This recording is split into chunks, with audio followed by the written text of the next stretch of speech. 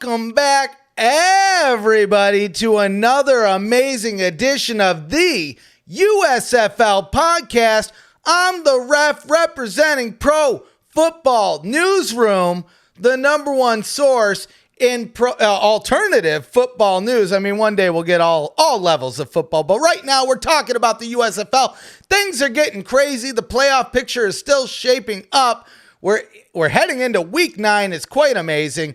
It's been a fun week. It's been a good week. We had a little bit of we'll talk about the games a little bit later, but how have you been doing this week, my man, Zach? It's been good. It's been good. You know, the playoff push is ever coming upon us right now. The fact that we're one position in the playoffs away from locking up all 4. Might have it done by the end of this weekend, as we'll be talking. And, you know, another one locks up its own potential. The North is done. It's finished off in terms of who's in.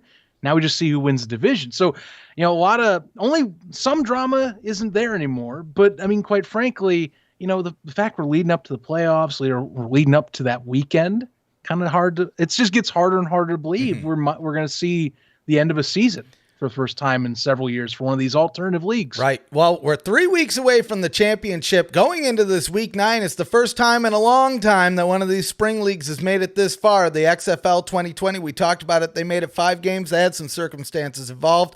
The AAF, though, we're heading into uncharted territory. Again, it's been a long time. I'm looking forward to it. And we got a little shindig coming up. Summer stock. So nice. We're doing it twice. 2-day event, July 2nd and July 3rd. First day on the 2nd. We're all meeting up at the Pro Football Hall of Fame, hanging out with all you guys. We're going to do a group tour, and I love hanging out with the USFL community, so I can't wait to just meet y'all and see some of y'all guys again. And then day 2, the big event, pregame for the USFL Championship, starting at 12 p.m. Eastern. We're doing Summer Stock live. The party's in the parking lot. Weather's pending, of course. Like I said, we're doing 4 hours. We're going to have guests, good times, free food. Get signed up. Come meet us. We're going to have more of those USFL podcast trading cards as well. So if you couldn't make it to Spring Stock, or if you didn't get one, you can come out, get one, and hang out with us and get some free food. And again, if you can't make it down to Canton, we get it. We're also going live on YouTube. We should have that video scheduled this weekend. So go over there, make sure you hit the reminder. But if you're over on YouTube, you know, there's a couple other things you can do. Make sure you subscribe. Click the bell. It builds morale. It does a couple things. 1, it tells you when we're going live. 2, you can win some goodies. First, if we hit 5K, you're going to win a replica USFL jersey from the official USFL shop. And as I'm sure you've seen, Zach, they've started shipping. They're no longer in pre-order. Got my notice the other day. So mine, at least next week, we should be doing a reveal there. But also, if you want to win some tickets to that championship game, you got to follow, you got to subscribe, you got to leave a comment, and also follow us over on Twitter at USFL Podcast.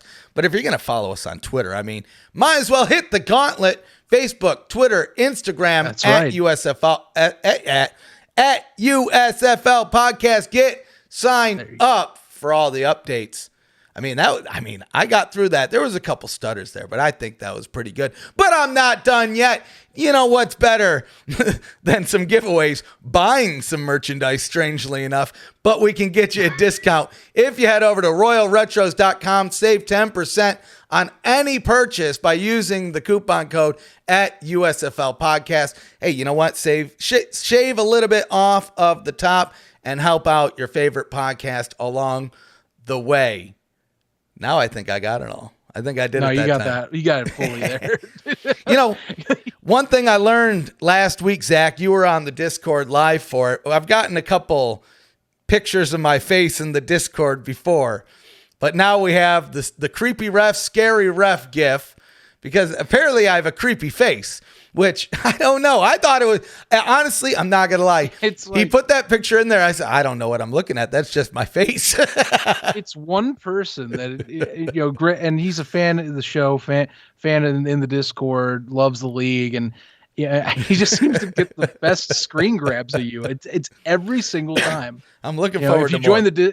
By the way, you can join in on that Discord. Just go over to USFL Newsroom. Look up the links. That we have a Discord hyperlink that goes right to that channel, and you can, if you have that access, you can use that. It's funny. He just, like I say, he finds like the perfect screen grabs. I'm starting to get jealous. I'm like, hey, what about me? Am I just not creepy? Am I not funny? Do I need to start like giving expressions? Do I have to give my my dad, my dad, it runs the family, I guess. We do this thing. It's the crazy eyes. It makes me and my brother laugh like crazy. Supposedly I inherited it. I get real wide eyed and you stare your person down like this. Right. Just kind of smile and nod. I can't do it as well. My brother does it better, but maybe our buddy will grab me. I don't know. I didn't feeling jealous. Hey, come on, hook him up here. We need some screen caps there. I don't have time to be looking through all this stuff, but I'll say this: a lesser man would be offended. Now I have a favorite new reaction GIF in the Discord. Zach, I'm going a little bit overboard with it, but I'm going to go even more overboard. I think it's funny. I think it's hilarious. It's been a fun season. It's kind of crazy to think that we're heading in to week 9. We have 3 of the 4 playoff spots solidified. We're just learning some news about the playoffs this week. I'm going to reorder our stories here just a little bit, but this is kind of a blockbuster if you ask me.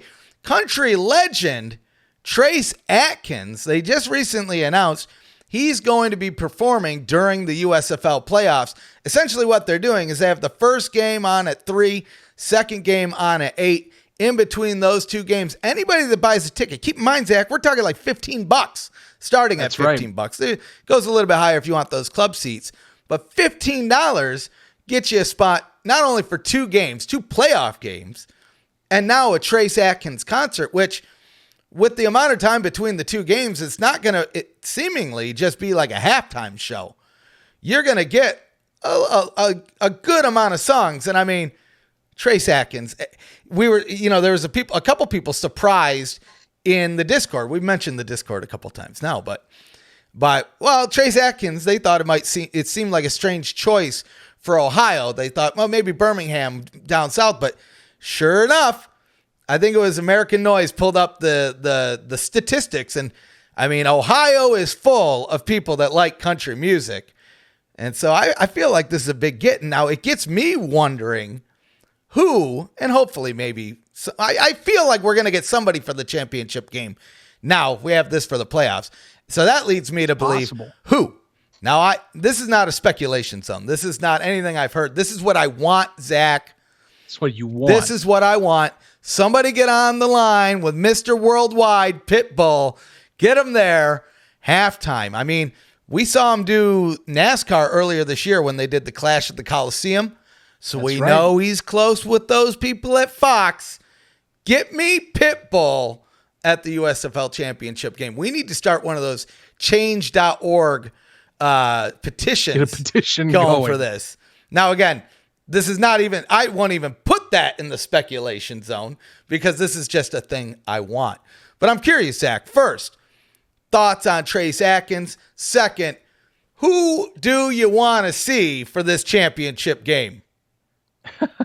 I know I'm not as much a country guy, and you can even tell by the map. I live in Indiana. Indiana apparently is a classic rock type of place. That's more my vibe. Although, I dabble in country here and there. Darius Rucker's my choice personally, for those that are curious. But I mean, Trace Adkins. I mean, I'm familiar with songs. Like he's got Honky Tonk. He's got You're Gonna Miss This, which that's my favorite of his, by the way. Slower, more of a mellow country music. Right. I'm okay with that. So I mean, he's very recognizable hit, and also he's also got a connection with Fox. He's got a brand new show starting up this fall, based on, it's kind of like Empire but for country music. Right. He's doing it called Monarchy or Monarch. So the connection is there. It makes a lot of sense.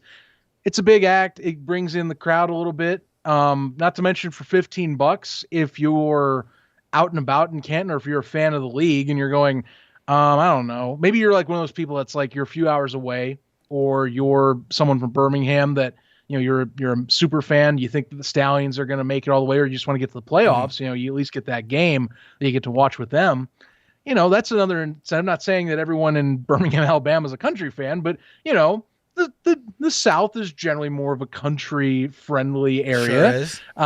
So that's just another attraction. And again, the $15, the USFL Media Connection or Vice President of Media there, Darren James, he's said it best, I think, on Twitter that for $15, you get 2 games, you get a multi-platinum artist who has won American Country Music Awards in his lifetime, multi-nominated Grammy artist too. How much more do you have to ask to get a day's worth out of your pass? Right. Again, you don't have to spend extra for the concert. They're basically saying, hey, that game's over. How about you spend the whole time through? Or you can pick and choose what you want to do. You want to go to the concert first, the football next? You want to do the first game and then the concert and then leave? It's your call, man. But for $15, at least for the base admission, you get to go there. Right. And then kids, it's $10 for this one. Right. But still, it's a pretty good deal. That's a steal, right? And like I said, I was surprised. Because I had to double take it because I thought it was for the championship. I'm like, okay, it makes sense. Like even like the Grey Cup has a halftime show. Obviously, the Super Bowl has a halftime show. So in theory, it's like, okay, USFL having a halftime show makes a lot of sense to me. Except when you read again, it says that it's for the 25th. That's where I'm like, okay, that's kind of cool because then it's like I said, those 2 games. Now for the championship. Yeah, who do I want for the championship? Which I haven't even really given much thought. Mr. Worldwide, he was with the Clash, so perhaps Fox already can have that string pulled. Like, hey, you want to do another event? We got one right here for you. Just come to Canton, Ohio. If I had to pick another, I'm not sure. Because I'd pick another like country act. Maybe I'd pick a rock and roll act because Cleveland, Ohio is up the road. You can do like a Hall of Fame type of thing like that. Make it like Hall of Fame meets Hall of Fame. So I don't know. Maybe you have an act. I'm trying to think who would be. I have another one. I have another one that I know everyone's gonna love. This Creed. Come on, Creed. You know why? Because you think they get back together? Oh, are they? I don't know. Are they not? Isn't that the band that everybody hates? Isn't that right? I thought they were split up. No, that's Nickelback. Oh, Nickelback. That's who I want. Yeah, can we get Nickelback? Man, I'm bad. That is a horrible joke. Now the punchline totally flat. But come on, Nickelback. Am I right? I love Creed, but like Nickelback. It's funny. I'm okay with Nickelback. I don't listen to it religiously. So like, if you're going in the comments going, Zach's taste in music sucks, it's like, no, I don't listen to Nickelback like every day. It's just like sometimes you're like, you want to hear that memory going out the back door, right? Or something like that. Or look at this photograph. Photograph. The meme. You want to listen to that? I'm just saying. Well, maybe I don't know. Maybe that's the case. I think like. I guess that would. I don't really want. Otherwise, Nickelback. they stick with the country angle. That's how I'd say. So like. I don't know. Yeah. Shoot, I'll throw it out there. Give me Darius Rucker. There you go. Yeah. He's with Hootie and the Blowfish have been touring again, so let's bring them on in. Sign us up. He wants to be with you. Yeah. I ain't got no problems with that. You did bring up an interesting thing with Trace Adkins having a show on Fox. I might go peruse my TV guide and see which other actors or actresses may or may not have shows on Fox to pick. Start really getting into the speculation. Right. Then we get into maybe that's a next week's speculation zone if we don't learn already. Because I feel like this is speculation zone. I feel like if we got an appearance or a concert or a special performance for the playoffs, you have to have one for the championship game. You just have to, right? We'll see. Maybe I'm wrong. That is purely speculation zone. But interesting either way, fun to look at. It's cool to see some more kind of outside interaction. Last week the league played at Legion because Garth Brooks, and I was kind of surprised to see Garth Brooks post a picture on social media with him with a Stallions jersey with the Brooks name on it. I love to see that. I'm sure there's a couple people that saw that on his social media and didn't even know about the USFL. So maybe they gained a fan or two from that alone. So you know what? They didn't get to play it protective that day. But they got a little bit of cool free advertising on it. Garth Brooks, sign me up on a little bit of a GB there. If they could swing that for the championship game, which this again, outside of the speculation zone now, just what I would love to see. Sign me up. I have friends in low places, and they're all going to be at the USFL championship game. So sign me up, Garth Brooks, if you will. Be hell of a get. So a couple other bits of news, though, before we go into some recaps and previews. Last week, we talked about the USFL players voting on unionizing on June 6th over in Birmingham, Alabama. Well, clearly June 6th is come and gone, and we have not necessarily the results by number, but the result is that it passed. So 370 players in the USFL voted on this. A majority of over 2-to-1 ratio voted to unionize. So a good majority said yes on this. And as we've known, this is under the Steelworkers in conjunction with the United Football Players Association, which is run by our friend Kenneth Farrow. Can we give him a round of applause? I know some people, of course, some people have their thoughts on unions. Some people love them. Some people hate them. But I'll tell you this. Ever since the XFL went down in 2020, after what he dealt with the AAF and after what he dealt with the XFL, he didn't sit there and complain about it. You know what? He did something about it. And this is a flipping big move for unions in secondary leagues or spring football leagues or however you want to look at it. We talked about it last week. We could see this in the XFL as well, and it very well may be the UFPA as well running the show over there. And so we're kind of getting those bones set up. Sounds like the next step up is to start working around negotiating the contract statuses, things of that nature. But I'm sure there's so much that needs to happen between now and when everything kicks off. What are your initial thoughts, though? Because, I mean, this is I think, a bigger step than people are giving it credit for. Sure. Well, first off, I thought it was going to pass anyway. And I don't remember 100% if I said that last week, but if I didn't, that was my thing. I thought it was going to pass, and it did pass with flying colors, at least on the player angle.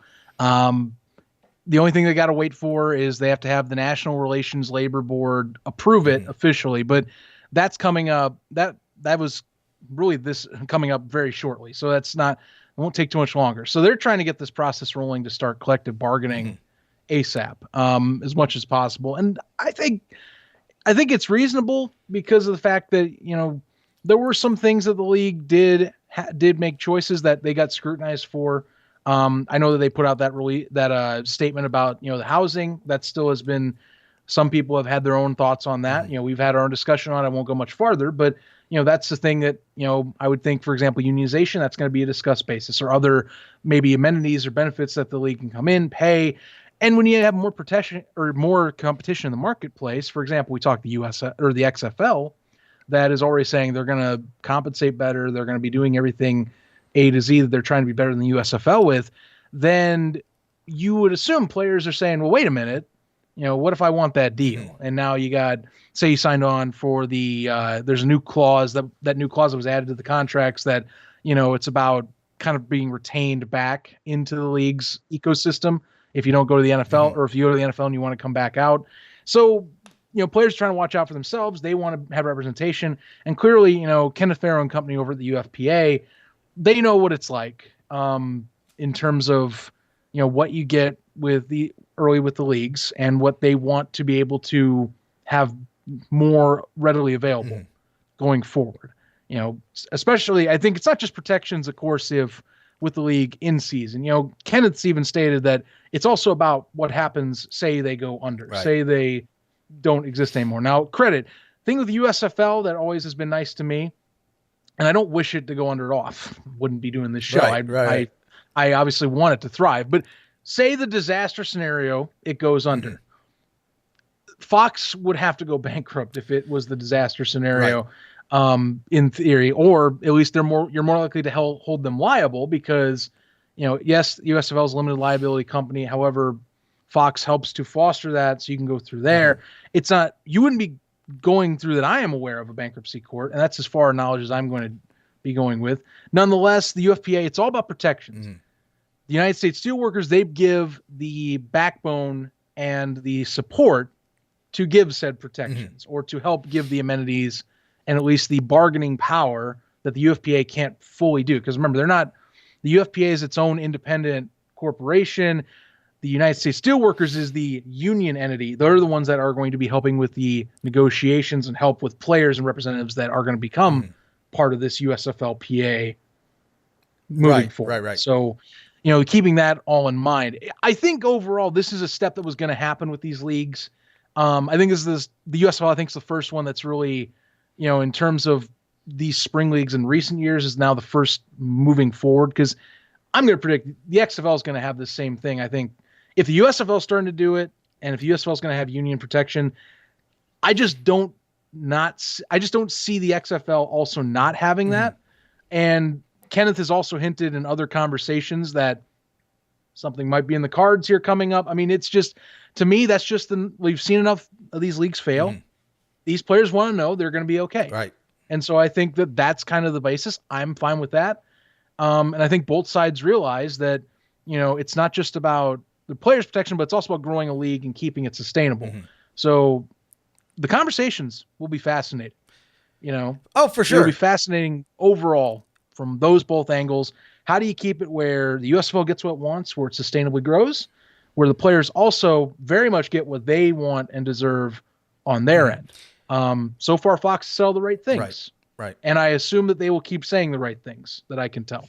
Well, but it's still early. It'll definitely be interesting to see how this all unravels, what concessions are made on each side, what things are kind of passed through, what this really looks like at the end of it. Like going into season 2, which, I mean, I can't believe we're this close to the end of season 1. It'll happen like that. Just like the season wrapped up now. Next season, it's going to feel like a jump skip away after we finish this season. It's going to be a long way, but it won't feel that long at all. What does this actually look like? What is it? What does it entail? What are the benefits? What are those protections? And that's what I'm more curious to see how this unravels, because, I mean, just like the league is experimenting, right, to get on the field, right? We've always talked about kind of that 3-year plan. 1, get on the field. Figure the things out that you need to figure out. 2, make it a little bit better, expand a little bit more. Maybe not with new teams, but outside of your hub. And then 3, business as usual, going 100%. And I think that this will follow that same formula. I think this will kind of evolve maybe from year to year, or maybe even within the season, as they find things that work or don't work for either party, right? For the union or for the league itself. Either way, it's I think a positive step, a step that was inevitable sooner or later. If spring leagues were going to continue to happen, it was inevitable that something like this came about. And what's nice to see, because there would be a whole nother conversation if the league was actively saying they didn't want to be involved with it. Now they're saying that they don't have any issues with it, which I'm sure is debatable. I'm not going to lie, no curtains. I'm not going to lie. There's probably some conversations on the back end on all sides about how much they really want it or not. But I mean, from a publicly speaking perspective, they're out there saying that they're not against it. And I think that in itself is positive. I think so. I could be wrong. No, I mean, I think as well. Like it's going to be something that I thought was going to happen at some point. And again, you had too many. And again, the USFL in the XFL in 2020. It had its own issues of bringing it down. But let's just focus on the AAF alone. Like the way the Alliance American Football ended is, I think, an example of the players had to go with what they were basically given, what they were told at different varying times. Kind of riding the coattails of what the league was doing. They got a solid promise with pay. And of course, a multi-year deal along with that.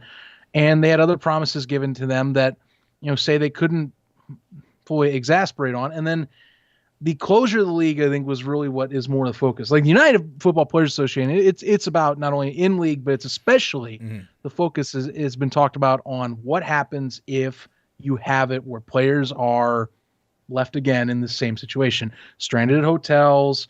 They're having to pay foot bills for certain stays. They have to find ways home all of a sudden. These are things that you got to worry about. And this is just not because I think any of these leagues are going to have it right now, this is the history of this niche of the sport. You have to realize that, people. That's true. If we didn't have this conversation, if this didn't happen, I mean, I'm trying to. Well, no, if there wasn't a string of failed spring football leagues leading up to this, we wouldn't be having this discussion at all, probably.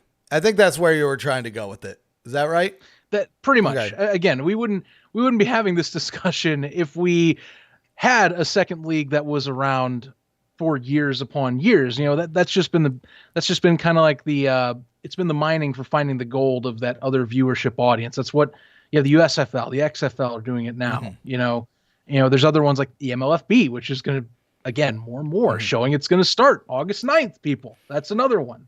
Test season is what they're calling it. So you're going to have a lot of competition, a lot of people that are wanting to have their slice of that small pie or that small sliver of pie, and that's just how it's been for decades now. Right.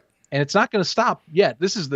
We're in a golden age of these leagues, for crying out loud. Yeah. So you think one of them's got to stick around, but you got to also give players the chance to say, hey, we expect these things for our work. Right. We're putting our bodies on the line for, when you look at even NFL practice squad members, a lot less money. Right. So we want to have protections that at least we get those, and then we can work on growing with you.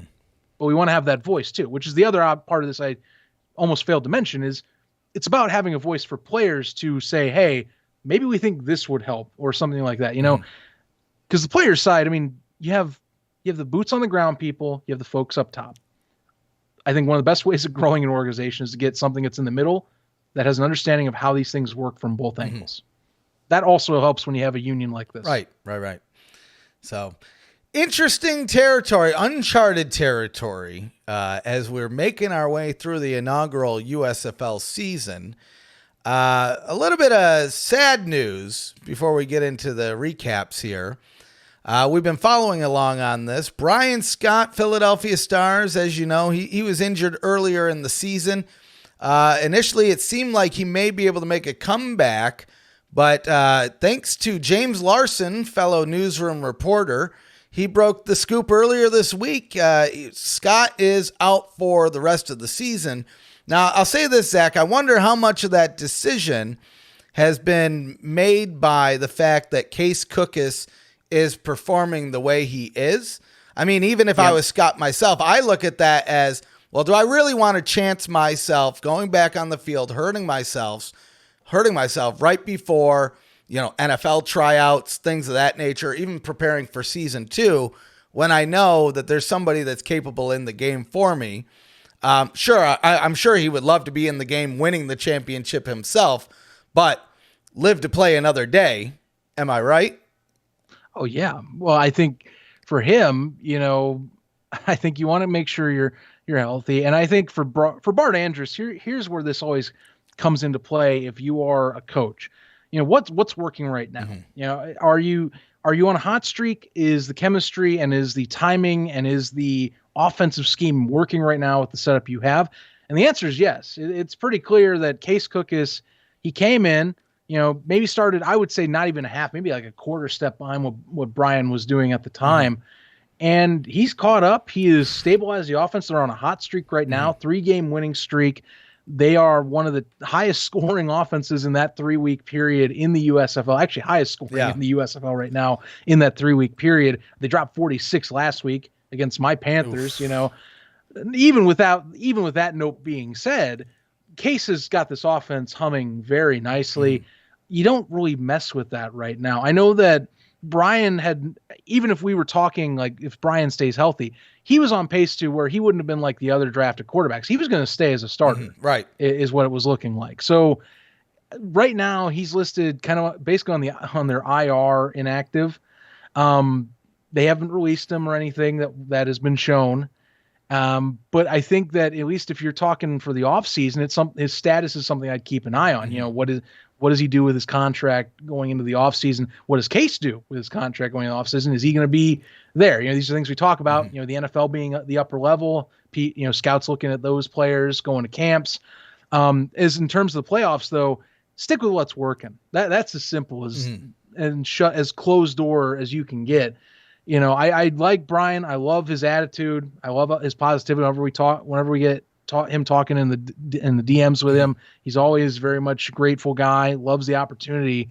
But right now, I mean, if you're Bart, I mean, even if he's fully ready to go, I don't know if you're able to justify bringing him back and doing that switch. It's just too many weeks in between, and Case is looking fine and dandy. Right, he's getting also good connections too, like Jordan Sewell. That he's been connecting a lot better with him lately. Good stuff. Devin Gray, another one. Last week, and I mean, the chemistry. You don't mess with that on such a short-term notice. No. Is what it is. No. That's what I'm trying to get that with you. Yeah, and they're looking scary right now. We'll get to that here shortly with the recap. It is unfortunate to see Bryan Scott now out. What will be interesting if we see both these guys stay with the USFL, meaning they don't move on to the NFL either in practice squad or to a team in the offseason. Now, I am curious if they both stay on the Stars because, clearly they're both going to want to play. Right? Nobody wants to really be the backup. They will, but nobody wants to be. They want to be out there playing, making those big plays, making the scores, doing all that stuff. Could we see one of them move? And it would be curious to see which one moves. Is it a trade? Is it a league maneuvered situation? Right? Because again, up until at least right now, we don't have private owners in the league. So it could be some internal moving around, and it'll be interesting to see how that all shakes out. We have a similar situation, I think, in a couple places too. Really, New Jersey has two stellar quarterbacks going there, but that was more by design. So, give credit where credit's due. Week 8, though, Zach. Week 8, mixed bag. Some of the craziest action we've seen, and I mean, that Breaker Stallions game, it is very reminiscent of the first time around in the fact that they were able to shake up the offense on both teams. But holy smokes, Zach, this one was whatever the opposite of a barn burner is, a soaked barn, a barn soaked in water. That's what this one is. But hold on just a little bit. We're starting off the week with a no surprise at all. The Pittsburgh Maulers losing to the New Jersey Generals 29-18. They kept rolling Rivers in the game. They didn't bring in Vad Lee. I mean, Kirby Wilson, I would never wish for somebody to lose their job. I hope he doesn't lose his job. But if you were to make an argument about any coach not sticking around next year, and I hate to say it, it's got to be him, right? And this is coming from a guy who my team lost to his, and I'll tell you, I'm not too far off on Coach Sumlin either. I'm telling you, I'm not too far off on that one. But here we go. History repeats itself. I mean, I'm even amazed looking at the score and saying, wow, the Maulers got 18 points in this, because I sure as heck don't remember them doing anything close to scoring. But they did. The Generals, I mean, they could have probably came out a little bit stronger, but I think they were just playing it smart. They had the win in the bag. They knew that they really weren't going to screw it up here. And they moved to 7-1 on the season. The Maulers now 1-7. They've been eliminated, but they're not. It's like they're not even trying to figure out what to do going forward at this point. I don't know. Thoughts on this game? Well, it's very much Kirby Wilson has kept trying to switch up the quarterbacks. As he's talked about, he wants someone that's very melodramatic, not really getting flustered. He said, someone that listens to what he's doing. Which I'll be frank, I mean, if you watch Roland Rivers over the course of this one, he kind of just looked like he was going with the flow. I mean, his own kicker hits a 61-yard record for the league, and dude's just chugging down a water like nothing actually happened. I mean, that's just like that's as mellow and calm as you can be. And look, Roland was kind of stuck in a position where it's still a short time frame for him to turn around and kind of perform at a level. They did get out of the gate. They tied up and they were kept it close-ish going through the first quarter. So, you can at least give them a little bit of slack there if we're being somewhat genuine. Right. I'm going to go with that. Somewhat genuine, but I mean, honestly, Stefan, it was as rudderless a performance overall for the Maulers as possible. Defensively, I mean, what else can you do? The Generals are, if we're talking teams that are humming, both the northern teams right now have kind of found their groove. Even with Luis Perez coming in and having to take over DeAndre Johnson's slot, I mean, he's finding a consistency with his receivers. Darius Victor's getting leaned on more and more. That committee backfield's turning more into the Darius Victor show, plus Trey Williams is showing up sometimes. I mean, Victor having 3 touchdowns in this one alone. Now with the rushing TD leader himself now having 9 for the year. He's now the USFL's leading rusher for the season as well. So clearly making his mark. For Pittsburgh, I do have to say Kirby Wilson definitely is making the case that it is going to be time to move on. And I think it just what he's done the last few weeks in terms of decision making hasn't been there. It's been a consistent problem all year. He's had a few flashes that he's caught on, but when you don't read the flow of the game well, when you're caught on a microphone basically reacting to emotions as a problem and starting your 3 days into the program quarterback the week prior to get things going, it just doesn't read well. No. And I think if you're trying to, and this is if we're talking that all the teams are markets next year and you're trying to bring in people to be interested in Pittsburgh, that's not really someone I don't know. I don't think he's earned the second year is what I'm starting to kind of shift towards. It just really feels like, someone that I don't think is catching on to what it takes to be a proper head coach in a professional setting. Right. And which is funny because he's talked so much about being professional, but there's so many moments in the last few weeks that have said, this doesn't really feel professional. It feels very, or at least going very much so into the unprofessional scene of the public eye and just how players are being handled on that roster. So I can understand. Right.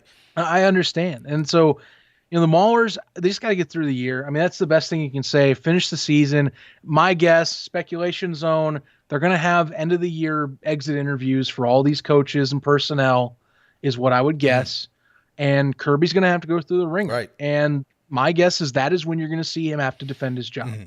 Did he do enough through the season for Daryl Johnston and company to keep him on? Right. That's the big question. And I think that's going to, whenever that interview happens, if that does happen, which I think it will, he's going to have to explain what his plan is for next year, what he wants to do.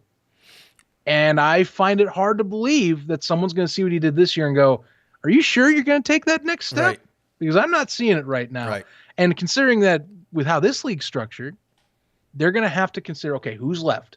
Who's staying? Who's joining? And he's also has to be a general manager and help, at least in theory, bring in these players. That's a hard decision. A lot of offseason questions too, especially with how the organization, how these teams are going to be organized, who might or might not own them, where they're playing. But I think that at least speculation zone, they're going to have that exit interview. I don't think he makes it past that. Right. I think they'll say, I'm sorry, we just can't move forward with you. And that's the only one I think in the league right now that is, to me, gets the axe. Right. And I don't like giving 1-year deals. I really don't. But honestly, we're of course talking about week 9, but I still can't get over week 7, how that situation of Vad Lee was handled. And it's just left a sour taste in my mouth. There's not really much redeeming that. Well, that's the thing is I defended it early in early in the season. I defended some of the actions from that were coming out of the franchise, mainly with the coach. And I said, controversy creates cash. I don't see it as the worst thing possible, but it's like time and time again, there's just little things that happen each week, whether it's not really getting creative on the play calling, getting angry at your players, or your players being honest with you and you getting angry that they don't want to listen to you. I mean, you have to listen to that feedback from your players. I mean, if he can't do it, he can't do it. He's just going to end up throwing a pick. Is that what you want instead? Right? So I don't know. I could honestly see him being back next year. I think it could roll into next year, and that'll be telling. I mean, if we have another 1-7 team at this point in the season, then I say, well, that Kirby Wilson experiment's over. Same if we have the same with the Gamblers, with Coach Sumlin. I would say the same.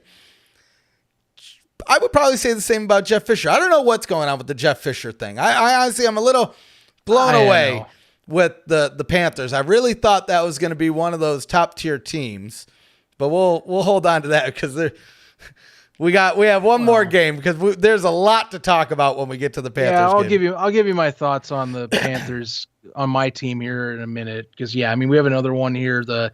What was the anti Barnstorm? Yeah. The cloud of dirt type of game. The one, well, actually not even cloud of dirt, really just the one where no one knew what they were doing. Right. New Orleans, look, Breakers fans, you got to be kicking yourselves, really. If we're talking what the offense was given for them all day, sure, you had a few times you need to execute more, that you could have sustained some drives so you don't have to get into a situation where you have Bertolette missing 3 field goals and the extra point that messes up and screws us out of overtime this week. That was something else that I got frustrated at the end. I'm like, if that man makes his extra point, we could have had a shootout. I know. In which it would have been a thrilling conclusion to what was overall a very defensive and somewhat sloppy, a sloppy-esque offensive. Yeah, it could have saved the game, at least in people's minds. Everyone would have remembered that exciting end instead of the 10-9, which may be the lowest scoring game in the league so far, I believe, right? It is the lowest scoring game in the league. My goodness. Actually, no, we have the lowest scoring game in the league is later on this week. Actually. Oh, wait. Nope, you're wrong. I messed it up. Yes, it was 10-6. It's Panthers Generals. Yeah. I just am realizing that because that was one that was on USA. It was saving myself. That one was very much it was a winnable game as it was early in the year for the Panthers. Patterson misses a third down pass that gets right to the goal line.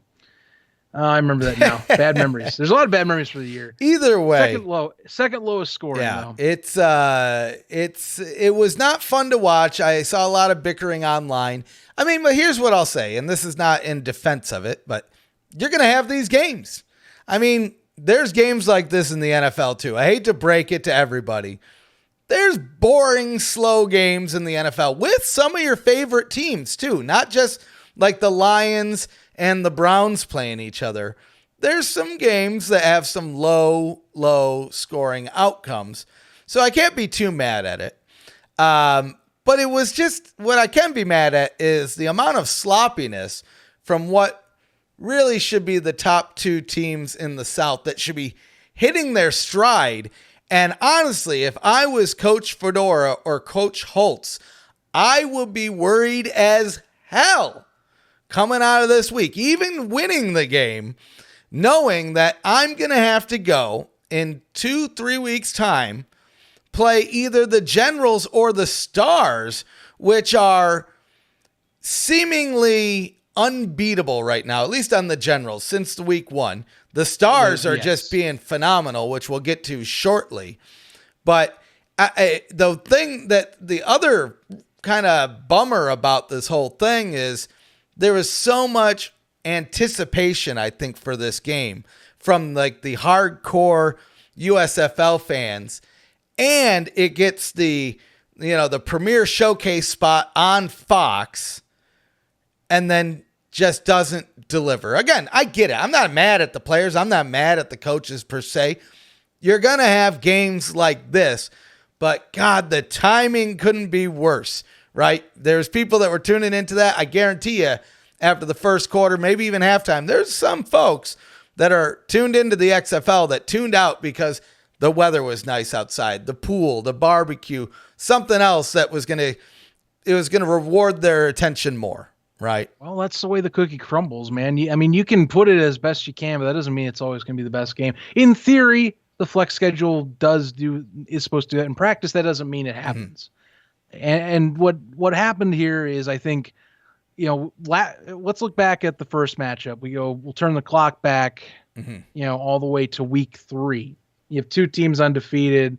They come in and really, what did New Orleans? What they did, they basically, as well as Birmingham, both defense coordinators just kind of went, okay, we're just going to confuse the living hell out of Jamar Smith and especially Kyle Sloter, and they did the same thing. They just said, we're going to confuse the hell out of these guys. They were hell bent to make sure that these two didn't get a single chance to get hot. I mean, the Stallions, for Christ's sake, Joel Klatt had a perfect point out early in this contest, like the first quarter and a half at max. Jamar Smith started being more mobile, probably the most mobile he's been all year, getting out of the pocket and just going for chunk scrambles. Breaker started setting a spy, and after that, they knew really Birmingham couldn't get going. They had one touchdown this whole contest. Brandon Aubrey was maybe to a lesser degree acting up in terms of like how, say, Bertolette was, but he did get the game winner to sneak in just on to the pole. Remember, you can be directly over and that was the pole close on a field goal. And it was basically right over the pole. And so Aubrey made really two extra kicks that Bertolette didn't in this one. And so it's amazing how this one turned out just for how low scoring. Kyle Sloter didn't have to help any favors. His gunslinger mentality, trying to fit it into tight windows. It's starting to bite him. He threw 3 picks again. One was kind of just the heave that really got double coverage. Didn't have a chance to end the game. Shaw with that kind of game ender in Legion Field. I mean, you have to wonder how that's going to affect their chances to, even get to the playoffs. They have to play Jordan Ta'amu and the Bandits this week to even keep their number 2 seed in the South.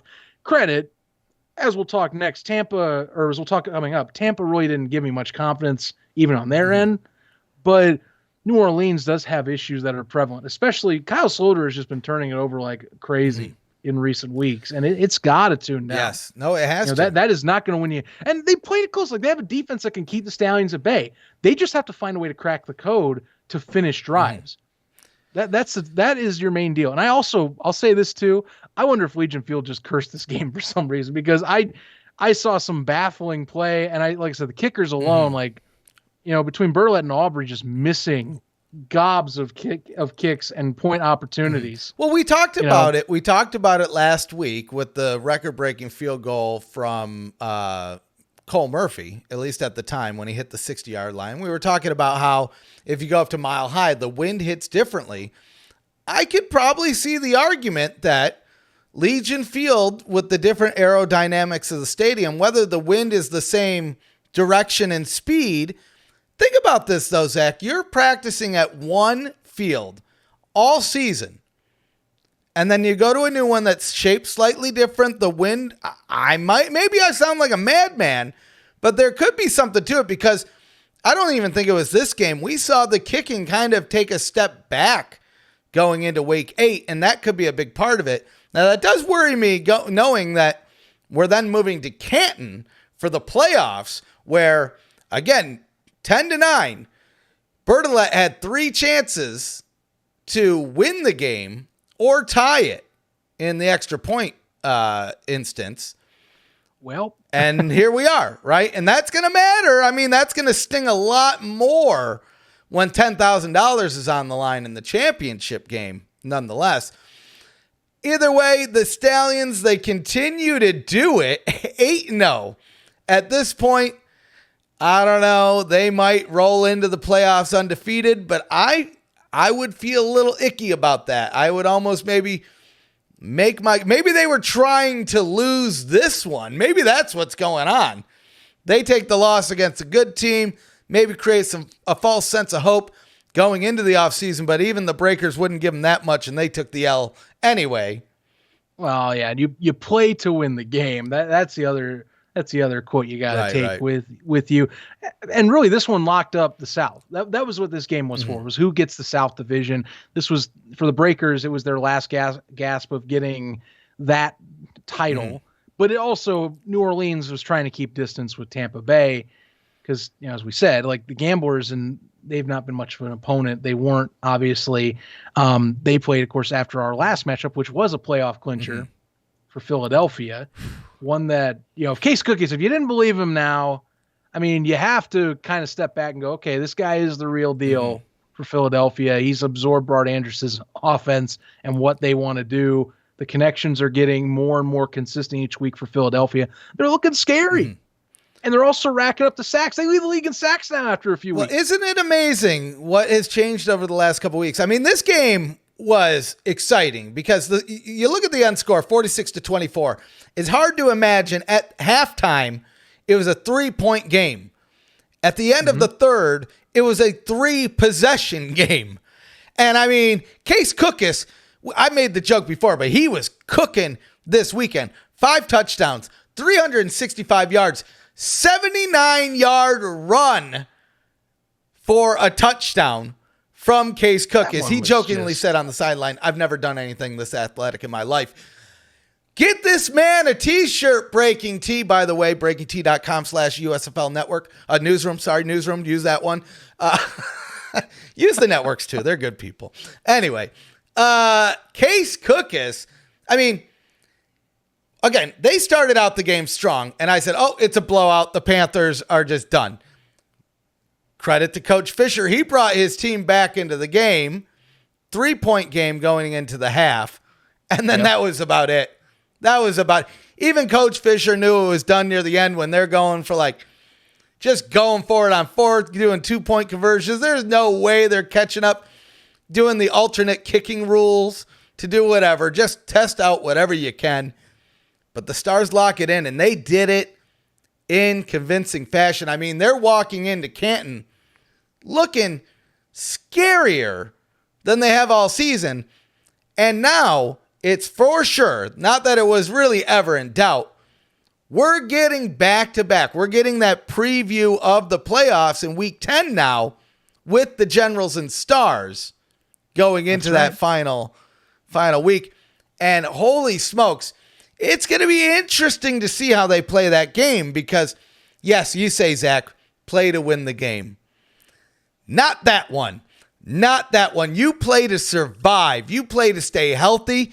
You play to work out some of your younger core, some of those guys that you might need to rely on, and you absolutely do not want to teach the other coach any of your really sneaky tricks heading into Canton. So if there's any game that there's might want to tune out on in Week 10, it might be that. Or it could turn out to be the most interesting game of the week. Who knows? I mean, it could. Both the Stars and the Generals have locked up where they're going to be for the most part. I mean, I guess the Generals haven't locked up. They haven't won the division, so that's the final thing for them. So we'll be, the thought is that as long as the Generals win this week and the Stars don't lose, as long as the Generals win or the Stars lose, they're going to lock up the division. And I think that's just going to be the case. So, right now, I think their strategies are what I'm intrigued by is how do you manage your roster and stay healthy so you can get that meetup in Canton and get your best shot, because both of these rosters, I think, they have significant depth at at least specialty positions on the outsides, in the backfield for running backs. Really the Generals, I think that's one you can experiment with because Johnson is healthy at this point. They started Perez again this week and fully went with a go. I wonder who gets that nod when we talk later. But, Philadelphia, kudos to them. They locked up and got their letter to Canton, Ohio. They got to read that up. Michigan, look, I'll address the Jeff Fisher thing. I still don't see him. He's made some boneheaded decisions this year. I just don't see them letting him go. Oh, no way. He hasn't to me become a PR punching bag. And he's their most recognizable name in the league right now in terms of the coaching staff. I just don't think you let him go. Give him another year. I know that's going to drive some Panthers fans off the wall that I know, but I just wouldn't let a name like that walk out the door after a season. And again, you can't let too many go after a year. No. I just think that one, I think is the max I even consider, just because you want to have some fluidity on what your staff is, on what you want to do. You're going to retain some players. So you want to have some people that know the system going into the off season. And when you start drafting in new guys, in theory, again, speculation, but that's what I'm assuming will happen. You'll have another draft. So you don't want to let him go. I don't think you let him go at all just because of the name. Right, simple as that. And, like I said, he's going to have another year under his belt. Some people won't agree with me. I think that you just don't do it. Mhm. Not with Jeff. And I even don't think for you, I don't think Kevin Sumlin gets let go, to be frank. Right. That one is another one. It's like, sure, it's threshold. They're 1-7. There's 3 1-7 teams in this league. I just don't think he's hit Kirby Wilson right on the. I don't think he's had Kirby Wilson PR. No. He's not. He's not in Wilson territory, No? as we'll say. He hasn't hit the deep end that far just yet. But I mean, he's not doing himself any flipping favors. Granted, there is some reasons here, so I'm going to give him a little bit of a break. But 13-3. I mean, 13-3. This was another one, just a rough game all around. The Bandits, it was. They squeezed out of it 13-3.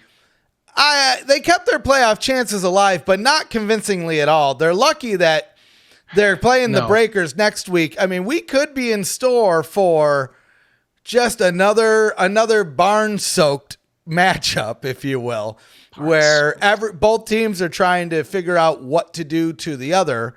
I mean, in the last time around, it was a little bit of a shellacking, but I mean, the Breakers just aren't hitting the same as they were earlier this season. But I don't want to get too far ahead of ourselves here. The Gamblers, I mean, clearly Clayton Thorson makes a difference for that team. The record might not show at 1-7. And I don't want to speak ill of Kenji Bahar, but he needs a little bit more time. He wasn't finding his rhythm. Again, similar problems that Thorson was having, where his receivers weren't necessarily there as they needed to be, but they still struggled on defense. They still struggled in the running game at times. It was just more of the same. No trying anything outside the box. And they got the result that they got here. Again, stuck with the kicking problems. Another one, Nick Vogel, who's been pretty good for the Gamblers so far this season. He missed a couple in this game as well, which does lead to my theory that maybe there's something to that Legion Field win. We'll tell, here's how we can tell week 10. If week 9 Kickers goes back to business as usual and week 10 they suffer again, I think I might be onto something. Either way, this was a little bit of a tough one to get through. So this is 2 this week. And this one, looking at it, was actually lower scoring than the Breakers and Stallions by 3 points, and actually tying the lowest scoring game of the season. And I mean, it was a little tough to watch at times, because sometimes I'm watching the game and I just feel like there should be a little bit more momentum, especially with Teamu. I mean, I think back of how explosive he was with the Battlehawks, and it just feels like something it's just not gelling yet. I don't know. It's been like that all year, though, is that it's very much a sporadically run offense where it doesn't have a consistent flow. Mm-hmm. And one thing that I point out with the Bandits that I don't know how this keeps happening, but Jordan Ta'amu, I think, just has the worst luck in terms of receivers. Whether it is Emmons sometimes, Dylan, I've seen John Franklin, they all have crucial drops. Every one of these games, their receiving core always finds a time where it'll be a dart, or it'll be right where it needs to be. It'll just be a blatant drop, whether it's trying to catch it with your chest, whether it's just not getting a good grip on the ball. Mm-hmm. The Bandits have been one of the most snake bitten in terms of just not fundamentally executing on catching passes this season. And it's burned them. Mm-hmm. It continues to burn them. It keeps them close in games. This is another one that it felt that same deal. Credit. The other one was the other part of it was that, the Bandits were just at times having no answers to the pass rush for Houston. Credit. Tampa Bay has overall a more talented roster and healthier roster. I think that's another key. So that's why they were able to squeak this one away. Honestly, the way the game flow is going, I wonder what happens if Clayton Thorson's playing in this. Mm-hmm. Because I'll be frank, Clayton's been getting better all year for the most part. And I bet really this could have been the one they could have snuck away with a win. I think so. If Kenji's not in there, they could have gotten win number 2. And I had maybe had marked this one. I thought the week prior they could have, but they didn't. Credit Philadelphia's getting better every week, so that's why. But Tampa Bay, I think a lot of it, Jordan Ta'amu has the ability. That is not the question here. He leads the league right now in touchdowns. He also, he's clearly he's up there with with passing yards as well. it's just that it doesn't feel like this is very coherent. And I don't think his receiving core, as much as I try not to blame just one unit, every game it's like this, where they are crucially not getting catches when needed. And I don't know what the answer to that is. You have the most important game of the year coming this week, and those same problems aren't going away. No. And arguably, if Houston was able to get the pressure they had against Tampa, remember what happened last time they played New Orleans? They had a field day. Oh, yeah. It was a slaughter. Biggest blowout of the season. Now they put up 3 points. Do we see a repeat of the Halo move? That's what I want to know. That's Halo move. Because we went from the Breaker Bay brawl then, and it was, of all of the rivalry week games, that one was the most heated. Now we look to their rematch, and it's potentially for a playoff spot, at least to push it to week 10. Maybe there's some receipts. Maybe there's some more. Again, you don't want to get suspended going into the playoffs, but no, you don't. Let's have some fun with it. Anyway, the Gamblers, I'll say this real quick. There is one shining light that I've still noticed with them, at least on the defensive side, is Chris Odom has still showed up for that team. Week and week and week, time and time again.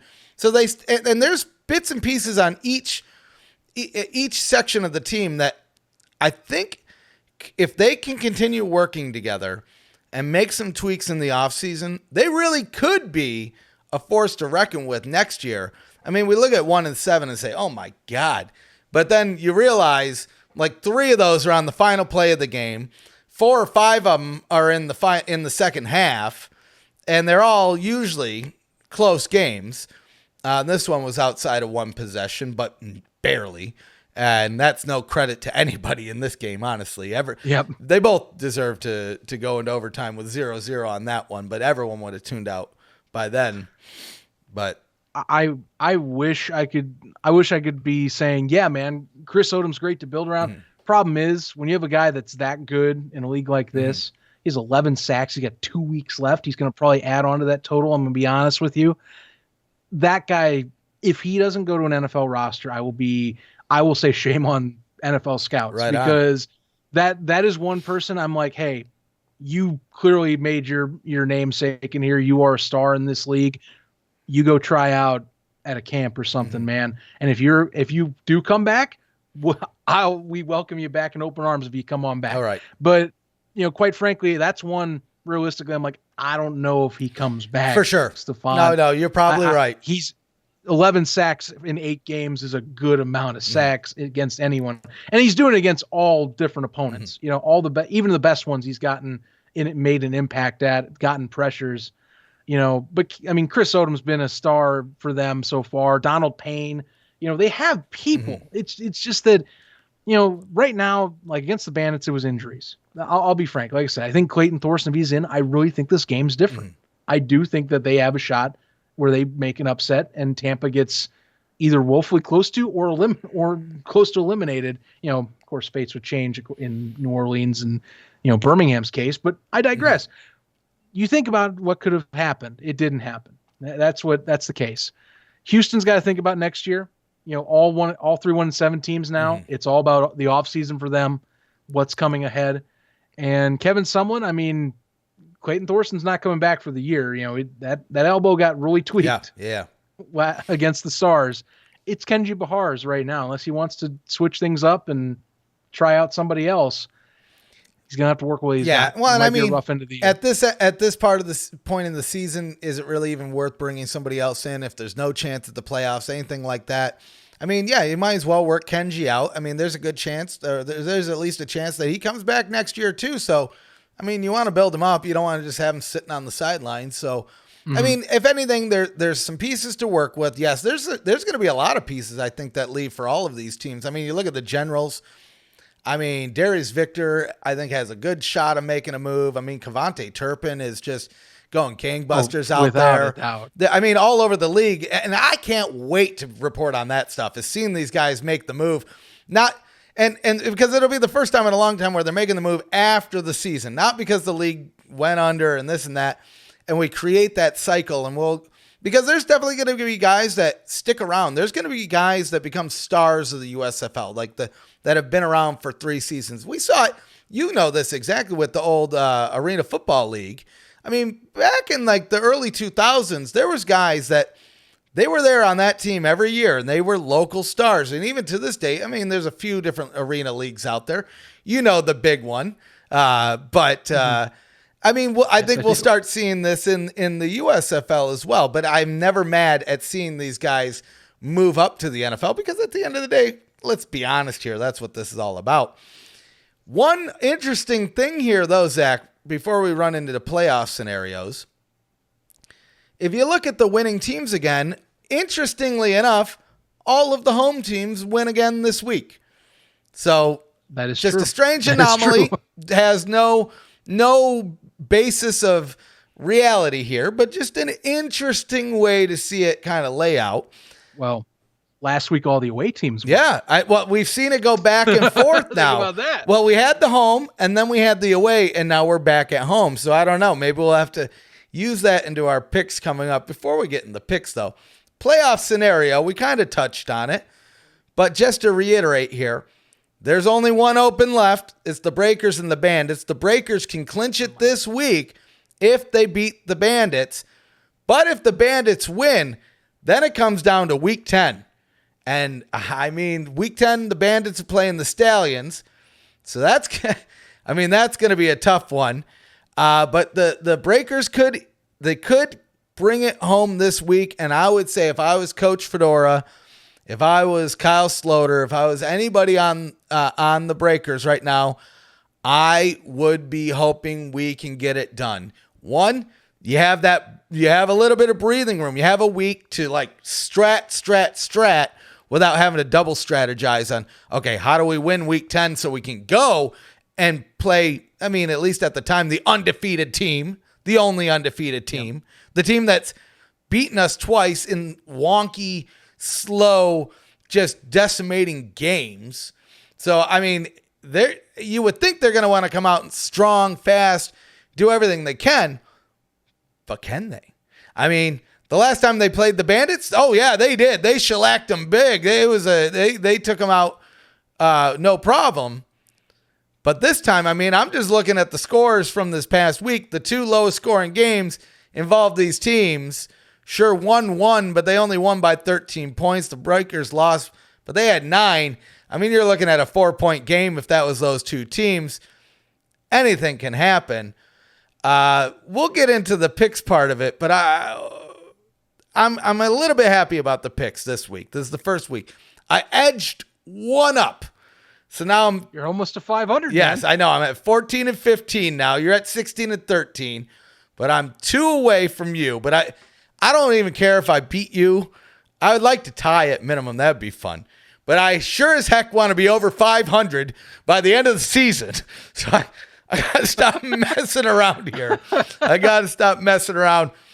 First game up, week 9, though. New Jersey Generals, Michigan Panthers, Saturday, 1 p.m. Eastern on NBC. So they're getting a little bit of love game in this game. Now, most people, I think, are going to look at this and say, well, clearly the Generals are going to win. And I think so, too. But the Panthers are an interesting team, Zach. Your team is so interesting to me that they can play, and I mean, I have this as a Gamblers fan, too, don't get me wrong, but they can play some of the hardest teams excellent and then still come out on the losing end. So I don't think this is going to necessarily be the blowout that the Stars were against the Panthers. But I don't think the Panthers have a chance in hell of beating the Generals. I'll put it that much. Thoughts, Zach? Do you think your team has a shot in hell? You're gonna see that it at least keep it somewhat close. That's how it always has been with Michigan. They start out where they at least they keep it close for the most part. My deal is I'm looking at this for Michigan. Who do you start at quarterback this week? Josh Love got an extra week essentially to stay on the sideline and heal up. Do they throw him back out there? He felt, it felt like that he had was a little more competent with the offense out of the gate. There were some moments with Paxton Lynch that was like, oh man, I see flashes of what this could be. Right. But still is, 2 interceptions last week, still has a little too much risk.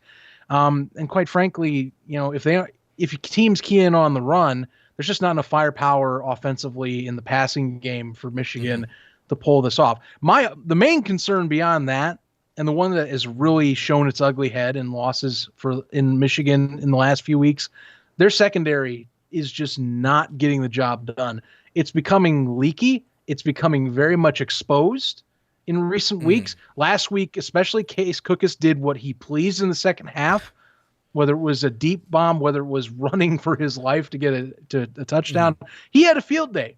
Intermediate, long, short throws. He had what he wanted, and he was given time.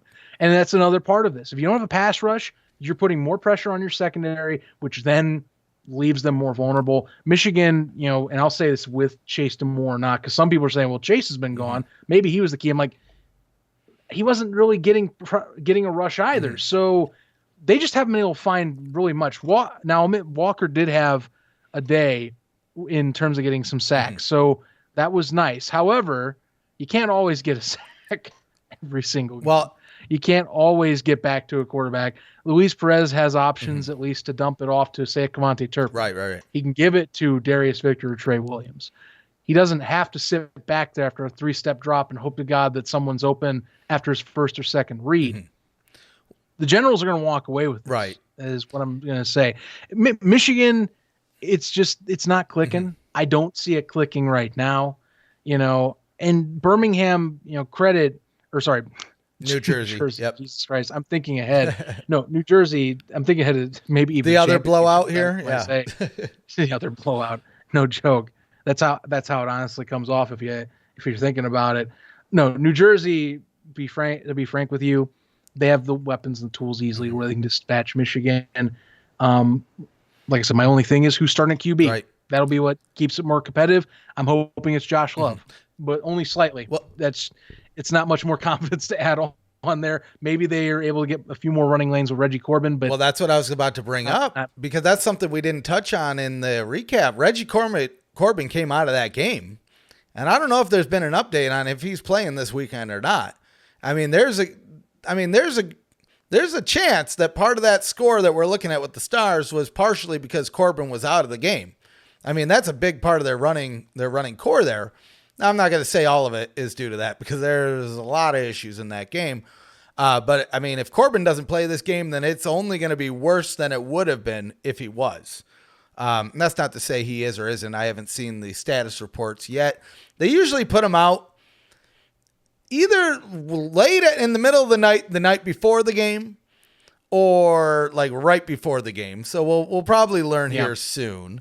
But that could be a big part of it as well. But either way, I don't see the Panthers coming away with it. And then moving to our next game, I don't see it happening, man. After only getting 3 points last week, knowing that Thorson's out for the season, sure, the Stallions didn't perform the best last week, but you know what? The Stallions have this thing where they always seem to find a way to pull it out at the end. And I don't know if they're even going to have a problem doing it. In fact, I think we're going to see Coach Holtz experimenting, similar to how we did when they were playing the Maulers a couple weeks ago. They were doing fake punts for no reason in like the middle of the first quarter and stuff, Zach. Right? We're talking about like they could have won that game easily. They were just trying stuff, just getting ready for the playoffs, just trying every weird trick move, knowing that if they got too far behind, then you slow it down, you get back into the real game of things, and then you just take out your opponent. And so I could see a little bit of cat and mouse this weekend of Birmingham testing things out. But if they start getting behind and maybe get too far behind by chance, I think they'll step it into gear and easily take out the Gamblers. But this one's 6 p.m. 6 p.m. Early game, 6 p.m. Eastern on USA Saturday. So Birmingham's getting the late game. They're on USA, but this could be a good crowd because we are back at Protective in week 9. Zach, am I out of class here? Am I crazy? What are your thoughts on this game? Well, I mean, I'm kind of with you. It's back-to-backs where I'm not. I have less confidence in the Gamblers pulling it off against the Stallions than I do against the Generals. And this is just because the Gamblers, again, we go back to what was plaguing them last week against Tampa Bay. You're missing your starting running back for health issues. Clayton Thorson is out due to health issues. I mean, maybe they get another week under their belt. Kenji Bahar looks a little bit better. You get a little bit more out of Dawkins, out of the running game, possibly. Although I don't put much stock on that, just because they haven't been able to consistently, in the second half of the season, they haven't been able to consistently sustain a running game like they were earlier in the year with Mark, or with Thompson. So I don't really have much to say where in terms of Birmingham slips up. Defensively, they should be able to dispatch Houston without fail. I think the question is like, can we see steps forward with Skip Holtz's offense to where Jamar Smith is on at least a same wavelength besides anyone that's not Marlon Williams this week? Because Williams was really the only one that was getting at least any traction, it felt like, last week for the Stallions.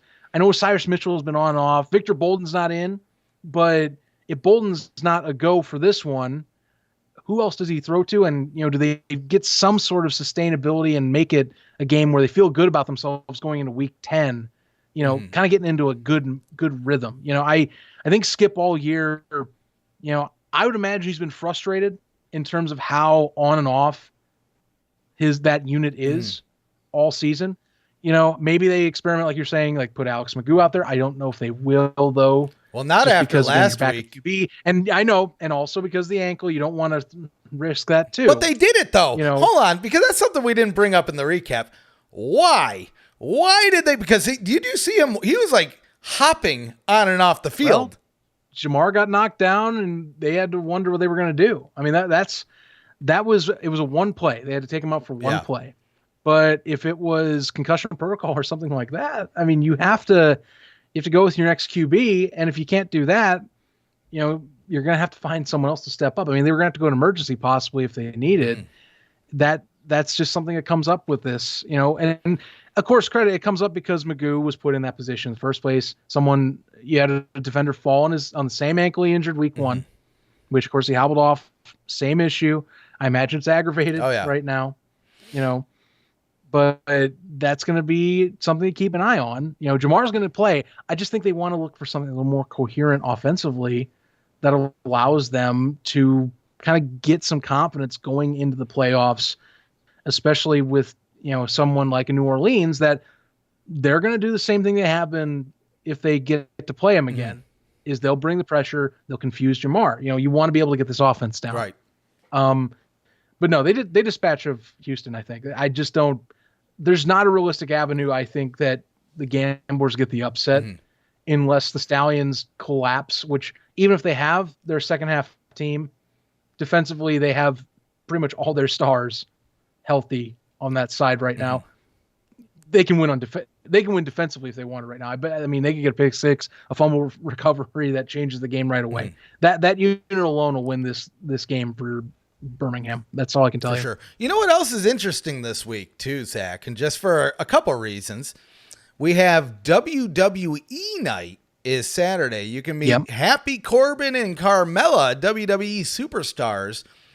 But isn't it interesting? Isn't that a funny twist considering who owned the former XFL, right? That is ironic. I wonder how that paperwork came across the table, right? You had to remind me about that thing. But clearly, NBC has a working relationship with the WWE, so as does Fox. This game's on USA, which is home of the WWE's premier show, WWE Raw. I'm sure Fox would disagree and say that the premier show is SmackDown. So I'll say they're equal. It's Raw. Anyway, I think that's a funny, interesting little crossover here. But again, family friendly. Kids come for free. Tickets very affordable, $10. You get 2 games. Showcase game of the week, at least with the Stallions undefeated. And you can meet some WWE superstars. getting a little bit of synergy, though, on the NBC side. So I do like to see that. But now we move in. I mean, probably the biggest game of the weekend, at least the one with the most consequences. Tampa Bay Bandits, New Orleans Breakers, Sunday, 4 p.m. Eastern on Fox. I mean, it really comes down to this for the Breakers. And, I mean, after last week's performances, again, it could be a soaked barn, if you will. Not a barn burner, the opposite of whatever that is. I don't really know which direction to go in this game. I think it's going to be close. What are your thoughts? I made the first two picks. What are you thinking here, Zach? Because I might need to just do the opposite of you to hopefully wedge my way ahead here. Well, for starters, for Todd Haley, you're going to have to see what, if anything, you learned from that first matchup on film. So it's going to start in the film room. Second off, it's going to come down to the same mistakes that Tampa Bay has been notorious with all year. They are careless with the ball. Remember, they had also 2 fumbles against the Gamblers, as well as an interception.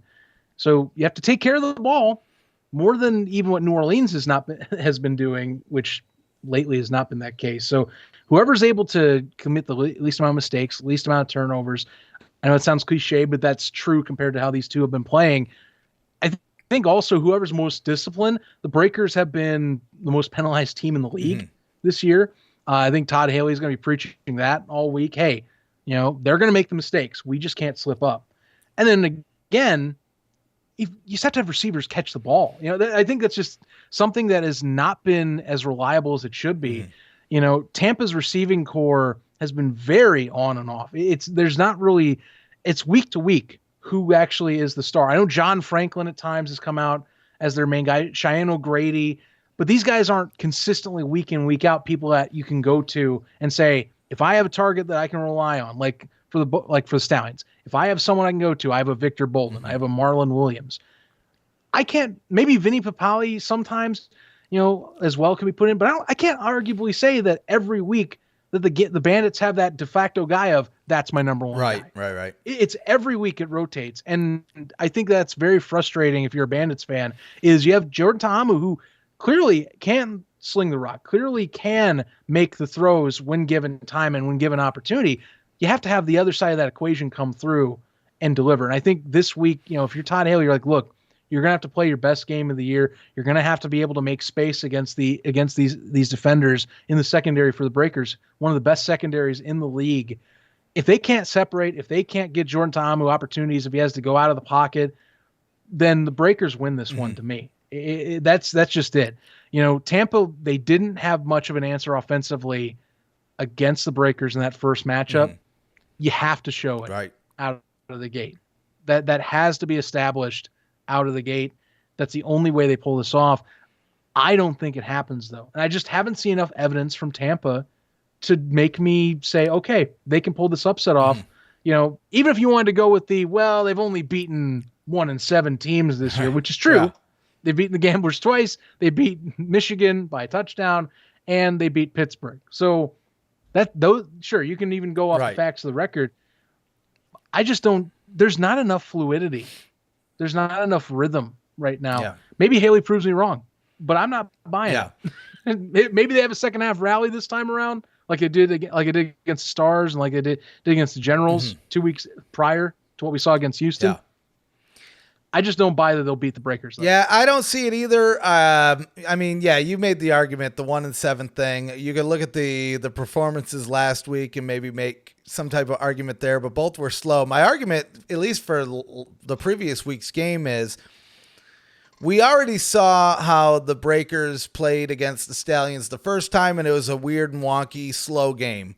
We're seeing that again. Yep.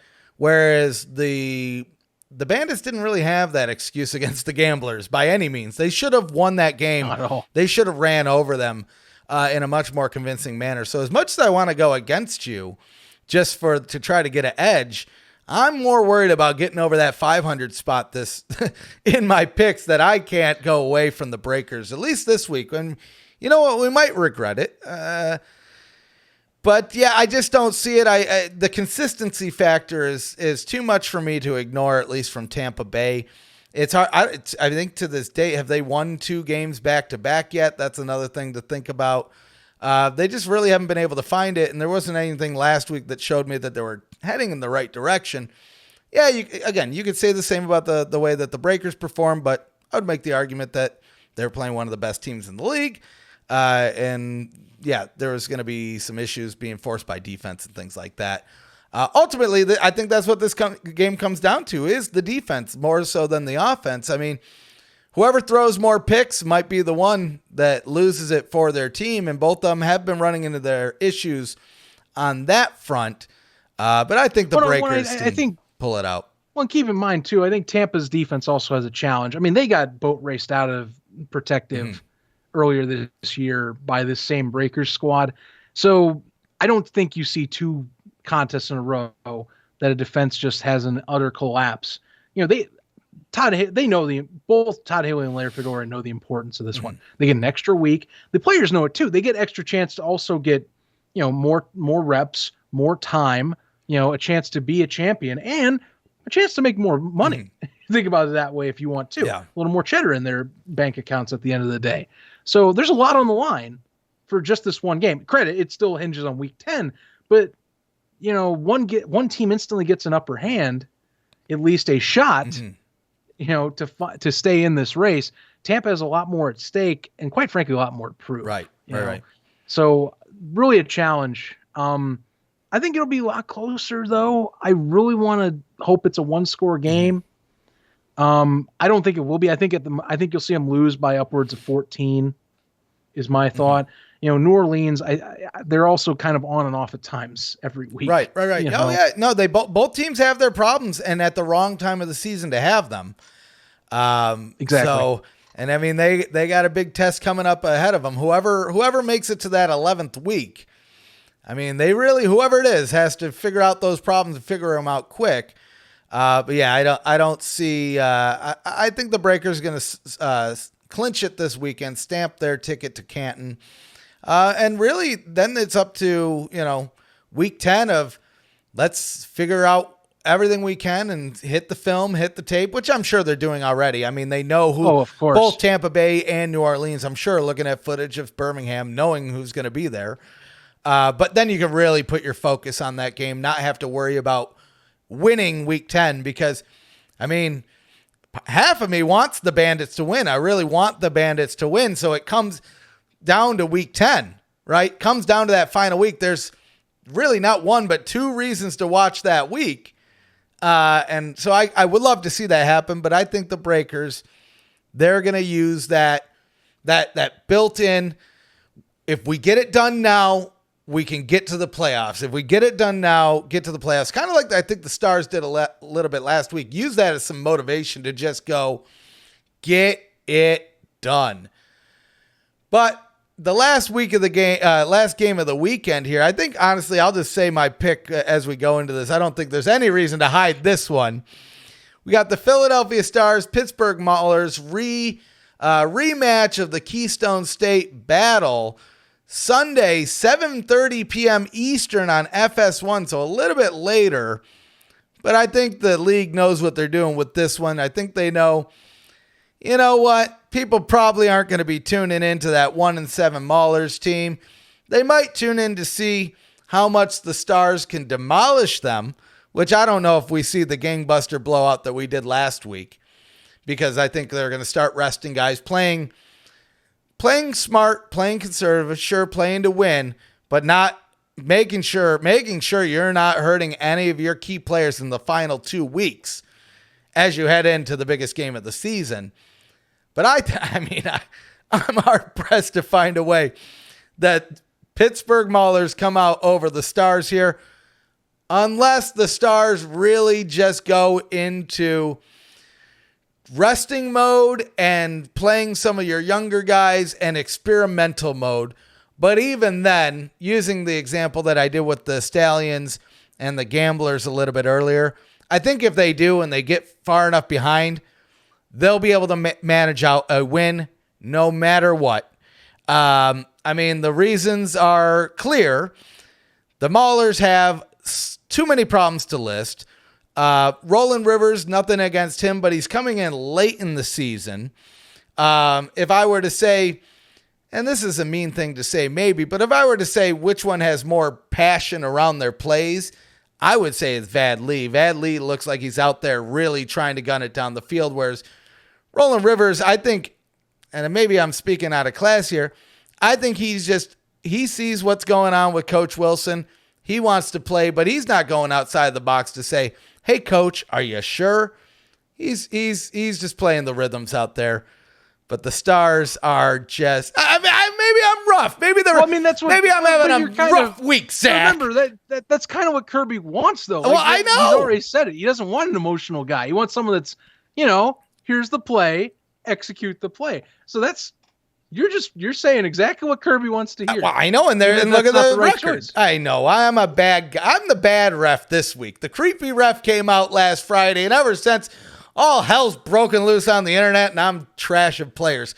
Either way, I'm not really trashing them. I'm just saying I'll be hard-pressed to find any reason, anything that the Maulers have shown me all season that would make me look at this game and say, yep, they're going to win. I mean, the first game was maybe a little bit closer than it should have been the first time these guys played, but I mean, the Stars still won, and convincingly. I think they're going to do it again. I think the Maulers have only trended down this season, whereas, I mean, Stars feel like they're getting better every game. I don't know what Coach Andrus is putting in that Kool-Aid up there, but it's working. It's working, Zach, maybe in not as rough of a way that I did, but you think the Maulers are going to pull this one out? No. I'm not even gonna. I won't even try to attempt. I'll give you stuff that I at least am confident might happen. I think Roland Rivers will have another step in the right direction. I saw some things that I liked out of him last week. I'm not going to say that he's going to win a game for him here. Philadelphia is going to take this one way or another. My questions for this game is more of, okay, if the game gets out of hand, which it's not guaranteed, but say it does, do you see maybe, Costello come in, have a few snaps, credit the rosters. They are expanded. I know they're not deep, but do you see some people that maybe get some extra film in there? Maybe you just have one or two key players get swapped out and you rest them up for next week, or you rest them up, for week 10 or for the playoffs. If not, do you just keep on moving along? Which I almost wonder if that is the case, just simply because of the fact that it is week 9. Because again, there's not really, besides the division title, there's not really much to play for right now for them. I mean, they have their playoff spot locked. There's no home field advantage. We all know this. It's not a secret. We're going to a neutral site in Canton, Ohio. So the whole thing is you are trying to get better and look more consistent as a unit, get more of a consistent chemistry with teammates. Maybe you don't have that yet, or you didn't get that chance yet, say for Case Cookus or say anyone in the receiving core, defensively, you're trying to be on the same page. I take this almost as like, you play the win the game, but I also find it as more of a practice run to kind of, it's a tune-up, I think. Now, you can't get upset if you go into that and you under below expectations for the Maulers, but credit Kirby Wilson again. Their game plan for Pittsburgh, it's every week. It is I stick with one drive of doing one thing, maybe a second. Then I switch to another. I don't like it. We're going back to one thing again. And who's going to be the main running back? Like every week it also switches up. To me, Madre London's the better running back. But he started last week with Groshek kicking it off. London then got in for a few plays. There's nothing offensively enough that I can say that Philadelphia is going to be able to sustain, or that Pittsburgh's going to be able to sustain. Philadelphia also, Adam Rodriguez and company are getting pressure more and more every week. They're getting better. They have the interceptions leader in the USFL. And that's, besides Shane Stribley, Amani Dennis, week after week, is showing up as a threat, great with man coverage. So there's a lot saying no. It's just no. Yeah. I'm sorry, Pittsburgh fans, it's a no. Yeah. You know it too. They know it. It's an NO. They know it. Just like I know the Gamblers aren't winning this week, and you know the Panthers aren't winning this week. We're gonna start our own little sad fans club. The 1-7. Well, it might be 1-9 club at the end of the season for all three of us. We'll see. I'll have to look at the schedule. There might be a way that one of them can squeak out a second win. Either way, yeah. I mean that wraps up the week. I mean, other than Tampa Bay Breakers, there's not really much else on the line for the other games. It's all established teams taking on 1-7 teams. Bandits and Breakers could either be the great game of the weekend or the snore fest of the weekend. We'll only have to find out. But either way, you almost have to tune in because of the consequences involved. It's shaping everything up. Like I said, although I'm picking the Breakers, I'm half rooting for the Bandits just so Week 10 matters. I mean, You and I are going to watch Week 10. We're hardcore USFL fans. I'm going to watch either way. But I want the casual fan to have a reason to tune in, kind of that written story. And we're having a couple of those already. I mean, just looking forward to Week 10 with the Generals and the Stars. I'm super excited to see what they do in that game, if they play it for real, if they play it soft and try to get into the offseason. But either way, it's getting real. I mean, it's more real than ever. In just about 3 weeks, we're going to be hanging out with all y'all out in Canton, Ohio. Right. Day 1, July 2nd, right. Man. I'm looking forward to that Pro Football Hall of Fame tour. Maybe equally as much as I am the live show because it's been so long. I can't wait to take a bunch of pictures, get some video and footage with the fans. So meet up with us. Probably going to kick that off around 2 p.m. Eastern. Should have some more details on that soon. But the next day, Sunday the 3rd, July 3rd, the day right before the 4th of July, we're kicking things off with the biggest fireworks you've ever seen. Not really, but in the form of the biggest pregame show event of the weekend. The party's in the parking lot. Join us outside of Tom Benson Hall of Fame Stadium starting at 12 p.m. Eastern. We're going about 4 hours. We're going to have guests, good times, free food. So even if you don't like us, come get a hot dog, come get a burger, come get a free USFL podcast trading card, and come and hang out with the USFL podcast after the show because once we're done recording, we'll be hanging out with the fans and we'll be enjoying that game. I can't wait. I told you this, Zach. After that game's over, we are throwing down the biggest party you've ever seen. Newsroom exclusive, though. It's not going to be like a party that we're throwing. But I know James is going to be out there. We got Jake from Our Den podcast out there. You're going to be out there. I'm going to be out there. Because ain't no party like a newsroom party. Because the newsroom party don't stop. And then I get to fly back here for 4th of July, which I'm a little bit bummed, Zach. They're doing the fireworks on Sunday where I live. And I said, well, I get it. It's over the weekend. People can enjoy them. But I'm bummed I get to miss the fireworks. But I will at least get to see the fireworks at the USFL Championship game. Isn't it crazy? 3 weeks away. 3 little weeks away. Coming on up. We should be announcing guests soon. Yes, so we'll keep you updated. Probably in the next week or so as we get confirmations on a couple of those. So look forward. We're all about the community, so you're going to see some probably familiar faces there. You know, one idea, I got a DM from our friends over at the USFL show, and Ollie, you remember Ollie? Good times. Yeah, I do. He was thinking maybe we do some type of ESPYs-esque awards after the season as like a group show. So names I'm noodling on. And I know everyone's going to hate it, but I love it. The Newsroom Newsies, man.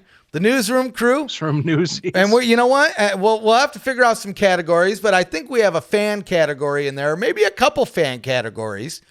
Maybe there's fan votes on all of them as well, to where there's a fan pick and a newsroom pick where all of us have to agree on, player of the year, offensive player of the year, defensive player of the year, MVP, coach of the year, things like that. Maybe we do it by North and South and overall. But I think that'd be a fun little thing to do. So maybe not at summer stock, because we probably want to wait for that championship game. But something else to look forward to as we move into the off season. Before we wrap things up, social media, you know where to find us at USFL Podcast, Facebook, Twitter, Instagram. If you're over on YouTube, hit the subscribe button, click the bell. It builds morale. And plus, you'll get entered in all of the giveaways that we have. Right now, once we have 5K, we're giving away a jersey. Week before the playoffs, we're giving away a ticket to the championship game. So make sure you're subscribed, you click that bell, and comment on the video to be entered in there because it's going to be announced soon. And you'll have a chance to come hang out with us at Summer Stock. Any thoughts before we head into week 9, my friend? It's going to be it'll be a bit of a bumpy road this week, but hey, we'll be one step closer to the playoffs. Honestly, again, I appreciate the fact we get more football. That's all I'm happy for. At the end of the day, I get more football to watch, the greatest sport that this country has, in my opinion. Sign us up. It's just you can't ask for better. That's all I'm saying. You can't ask for better. It's actually here. We're actually making it through a full season, and we're about to see a championship. So I'm more excited than ever. But thanks for joining us, everybody. Tune in every week, Friday, same time, same places. Until next time, sign you up.